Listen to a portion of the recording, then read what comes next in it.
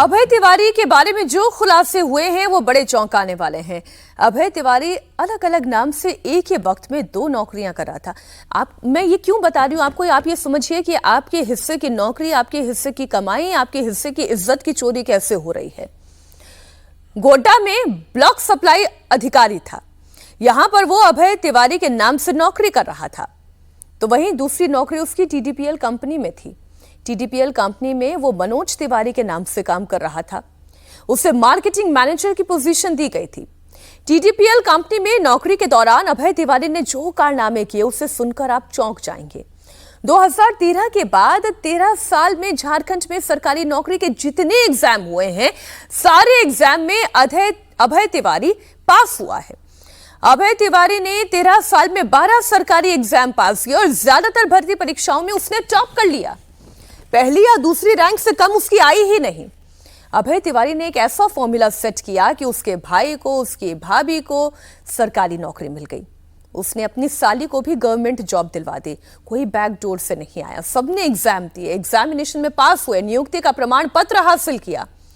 अब धरने पर बैठे हुए छात्र सरकार से मांग कर रहे हैं कि वो जांच कराए, एक्शन ले, ताकि झारखंड के छात्रों का भविष्य इन जालसाजों के जाल में फंसकर ना रह जाए। और शिबू सोरेन की कल ही पुण्यतिथि थी और इसी मौके पर हेमंत सोरेन पहली बार आंदोलन पर बोले भी। उन्होंने कहा कि मैं सीना चीर कर तो दिखा नहीं सकता, लेकिन बहुत बड़ी जानकारी वो साझा करेंगे। जांच रिपोर्ट तक आने तक उन्होंने धैर्य रखने की नसीहत दी है। आप सुनिए हेमंत सोरेन को भी। इंतजार है, उसके खोज का हमें इंतजार है और बहुत जल्द छात्रों के बीच में और राज्य के लोगों को इस विषय पर अवगत हम कराएंगे। बेवजह आंदोलन आप लोग क्यों कर रहे हैं? राजद तो सोरेन परिवार ने लिया है, तो उन पे छोड़ दीजिए ना, विश्वास कीजिए ना उन पर। आप लोग क्यों धरना दे रहे हैं? आप लोग किसके घर पे दे रहे हैं? भाजपा तो दौड़ा दौड़ा के हम यही काम करेंगे। वो भाजपा का मीडिया यहां आ रहा है, पूरे हिंदुस्तान में पेश किया जा रहा है, नैरेटिव सेट किया जा रहा है कि झारखंड में युवा धरना पर है।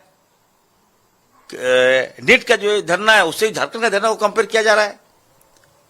मतलब टोटली रविश। ये भाजपा एक्सपर्ट है इसके लिए। इतना अच्छा काम कर रही है हमारी सरकार, मुख्यमंत्री जी के नेतृत्व में हम लोग काम कर रहे हैं, सारे मंत्री अच्छा काम कर रहे हैं। जो डिपार्टमेंट मिला है सब लोगों को कहा गया कि अच्छा एफर्ट दो, उसके बाद भी ठीक है। झारखंड में कोई पेपर लीक नहीं हुआ है। मैं भाजपा को बता दीजिएगा, आप त्रुटियां पाई गई है, कुछ खामियां पाई गई है, गड़बड़ियां पाई गई है, मुख्यमंत्री जी ने एक्शन लिया। आप बता दीजिए कहां से लाते हैं ये लोग इतना जिगरा। साफ साफ बोल रहे हैं कि कुछ भी गलत नहीं हुआ, पेपर लीक नहीं हुआ, केवल त्रुटियां। अरे 10-10 लाख, 20-20 लाख, 40-40 लाख में नौकरियां बिक रही हैं और ये कह रहे हैं कि कुछ भी नहीं हुआ। देखिए, हेमंत सोरेन ने इरफान अंसारी को इसी के लिए रखा हुआ है। इरफान अंसारी की दूसरी कोई उपयोगिता नहीं है। इनके पिता नेता थे, बड़े नेता थे फुरकान अंसारी। इनको रखा ही इसलिए गया है मंत्री कि ये इस तरह की बातें करेंगे। इन्होंने तो हेमंत सोरेन की अपनी सगी भाभी सीता सोरेन के बारे में जो कहा था वो हम लोग दोहरा नहीं सकते हैं। ऐसी बदतमीजी की बातें इन्होंने कही थी उनके परिवार के सदस्य के बारे में। इसके बावजूद वो रखे गए हैं, मंत्री बनाए जाते हैं ऐसी ही बेसिर पैर की बातें कहने के लिए, ऐसी फालतू की बातें कहने के लिए। दूसरा कोई भी व्यक्ति, सेन इंसान, जो समझदार व्यक्ति है, जो बातें नहीं कर सकता है, वो इरफान अंसारी करता है। उनको इसी के लिए रखा गया है। ये पकड़े गए थे पैसे के साथ, इनको मुख्यमंत्री हेमंत सोरेन ने ही पकड़वाया था, पैसे के साथ पकड़े गए थे। ये बंगाल से आते हुए पुलिस ने अरेस्ट किया था, बहुत दिन तक जेल में रहते, सरकार गिराने की साजिश में। इसके बावजूद मंत्री हैं। अब आप समझिए कि इनकी क्या उपयोगिता है। तो ये इन्हीं कामों के लिए रखे गए हैं, ऐसी बातें कहने के लिए। ये व्यक्ति छात्रों के आंदोलन को अपमानित कर रहा है, वहां जो छात्र आंदोलन पर बैठे हैं, और सरासर झूठ बोल रहा है।